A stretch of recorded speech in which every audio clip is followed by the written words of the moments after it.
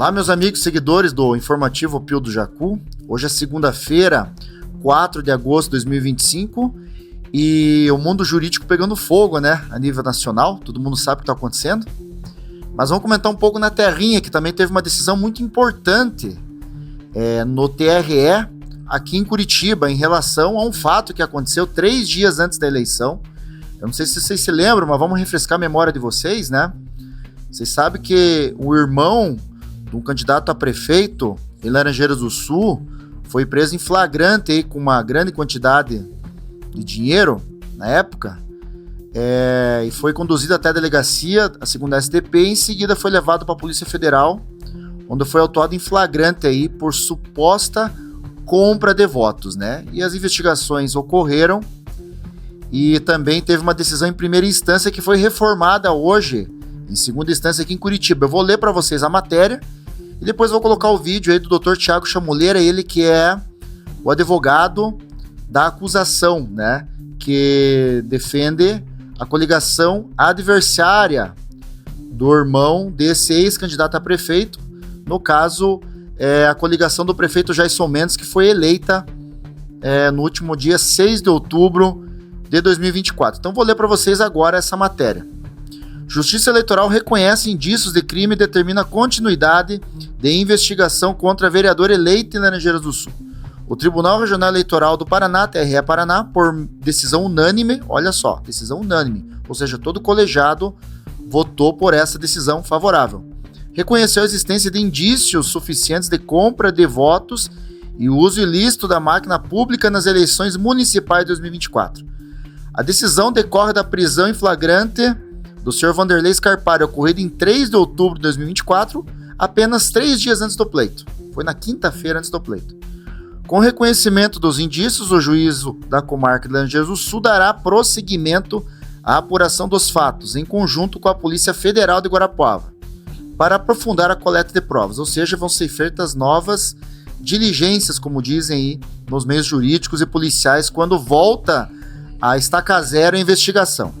Além de Vanderlei Scarpari, também são investigados Valdemir Scarpari, Ney Becker, que foi candidato a vice, e Valete Scarpari, vereadora reeleita, né, na última eleição, que poderá perder o mandato e ficar inelegível por 8 anos em razão de suposta fraude ao processo eleitoral. O caso tramita sob o número 06.00982.6.16.0045, referente à ação de investigação judicial eleitoral, a conhecida AIGE. Então, pessoal, vou colocar agora para vocês os esclarecimentos do Dr. Chamuleira, né, a declaração dele durante o julgamento desse recurso e também o voto do relator, porque também depois os outros desembargadores votaram aí favorável para que se volte a comarca inicial, as investigações, e se proceda aí a apuração mais minuciosa a respeito e possivelmente depois vai ter a decisão novamente em primeira instância e depois aí em segunda instância.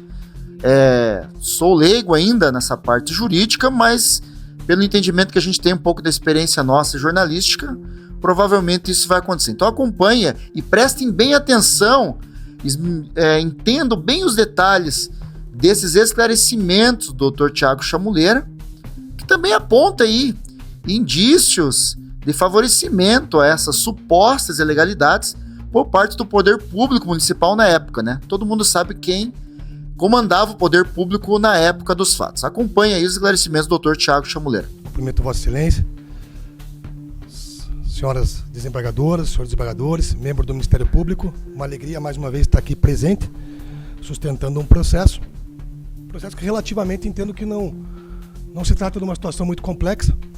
Nós tivemos um indeferimento pela juíza de primeiro grau de uma AIGE, uma ação de investigação judicial eleitoral, que foi promovida com uma substancialidade das mais severas possíveis.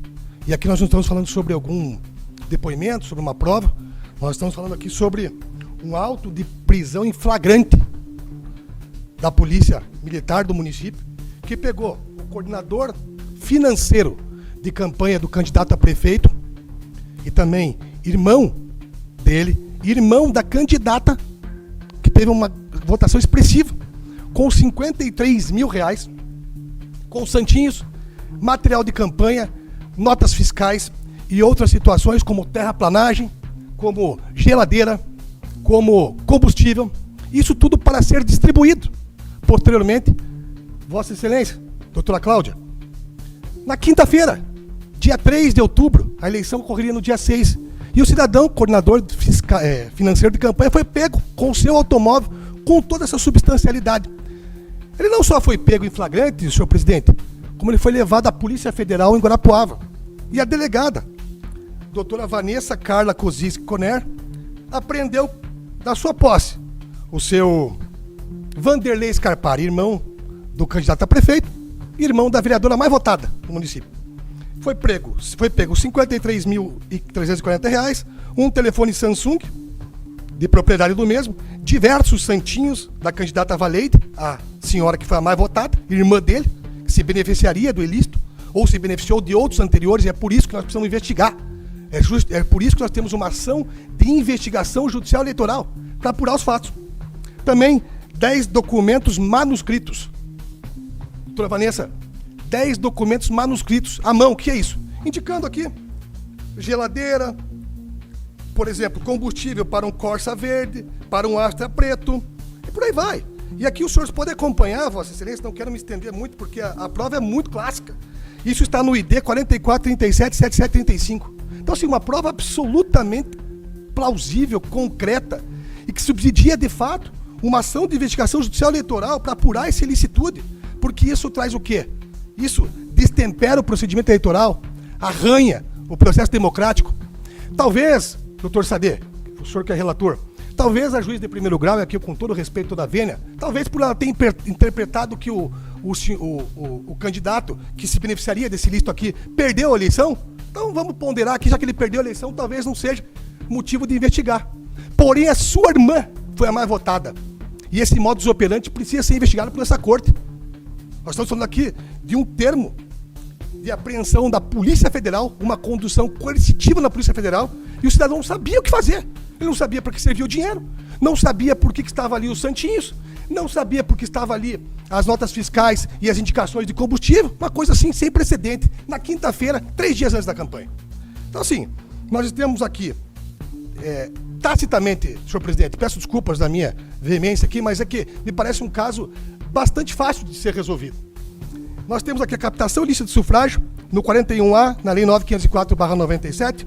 Nós temos aqui o abuso de poder político e econômico. E por que eu digo isso? Porque existiam notas fiscais indicando o pagamento da própria prefeitura. Então nós precisamos colocar neste polo passivo aqui, eventualmente, o próprio prefeito atual da época, que fazia parte da máquina pública. Ele fazia parte do grupo político que aqui cometeu esse ilícito, senhor representante do Ministério Público. Um caso gravíssimo. E nós temos aqui o próprio uso indevido dos recursos públicos no artigo 73 da Lei 9.504, corroborando, doutor, com o próprio parecer do Ministério Público. Nós não estamos aqui discutindo, doutor Canela, o mérito, por enquanto. Nós estamos discutindo para que esse processo retorne ao juiz de primeiro grau e que se apure essas ilicitudes. Inclusive, há uma investigação severa, com quebra de sigilo telefônico desse cidadão na Polícia Federal. O nosso pedido é esse, senhor presidente, quero ser bastante rápido. Peço desculpas ao senhor pelo nosso entusiasmo, mas me parece aqui uma situação que precisa ser revista e que deve incomodar a corte nesse sentido. Deus abençoe, obrigado. Senhor presidente, doutor Odilhar, doutor Tiago, os parabéns pelas tentações orais, sempre muito eficiente e elegante ambos, né? Mas de fato, assim, ao meu ver, a questão ela até se torna um pouco mais simples, na ideia de que a minha conclusão é de que tem que permitir a ação começar, pelo menos, né? Então eu digo aqui, a questão em discussão consiste em saber se a petição inicial da AIGE é inepta, ante a alegada ausência de prova inequívoca da captação de sufrágio e a suposta falta de individualização da conduta de cada um dos investigados. E saber se a exigência da prova inequívoca para recebimento da AIGE está em consonância ou não com o artigo 22 da LC 6490. Aí digo eu, já que nem menta.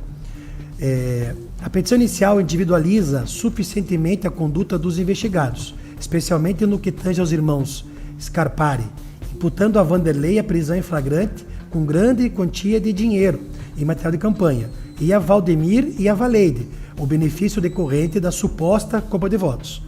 O item 6. A petição inicial não é inepta, pois preenche os requisitos do artigo 330 do CPC, apresentando o pedido, causa de pedir e narração lógica dos fatos e pedidos, compatíveis entre si. A exigência de prova inequívoca para recebimento da AIGE contraria o artigo 22, que exige apenas a indicação de provas, indícios e circunstâncias, sendo a produção de provas realizada na instrução processual. Então, indo ao final, meu voto, e poupando aqui a leitura todo ele, eu estou propondo conhecer e prover o recurso para anular a sentença recorrida e determinar o retorno dos autos à origem para regular a instrução e novo depois julgamento do feito. É o voto, presidente. Então, pessoal, tá aí os esclarecimentos do Dr. Thiago Chamuleira. Fica agora aí a critério de você, eleitor laranjeirense. Você pode comentar o que você acha disso, né?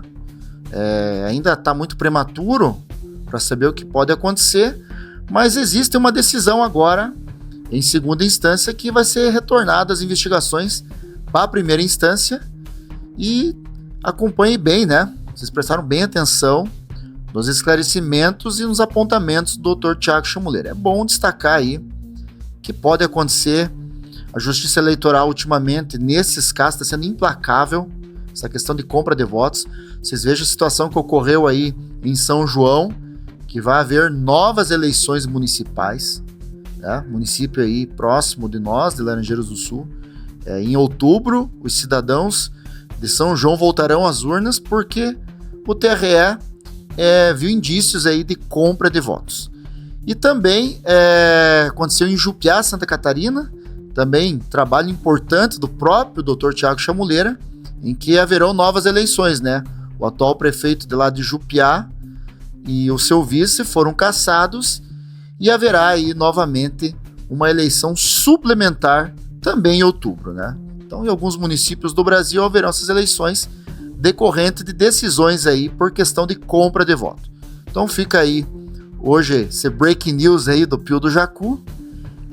Qualquer novidade a respeito disso, a gente, juntamente em parceria com o nosso compadre, amigo Gelson Impertinente, estaremos repercutindo aí nas próximas horas e também nos próximos dias a respeito dessa decisão importante que pode mexer com a política em Laranjeiras do Sul, né? Pode haver aí uma troca de cadeiras, isso quem vai decidir é o Tribunal Regional Eleitoral e também pode se estender, arrastar também aí para ao TSE, mas geralmente decisões em segunda instância já estão sendo cumpridas, né? Daí pode haver uma cassação e daí pode de repente se reverter somente no Tribunal Superior Eleitoral. É uma longa luta jurídica, uma briga jurídica, né? Que quem está sendo acusado vai enfrentar, mas geralmente está sendo cumprido já em segunda instância, tá ok? Então, pessoal, hoje é o nosso recado do Pio do Jacu e eu quero que você deixe seu comentário aí a respeito disso.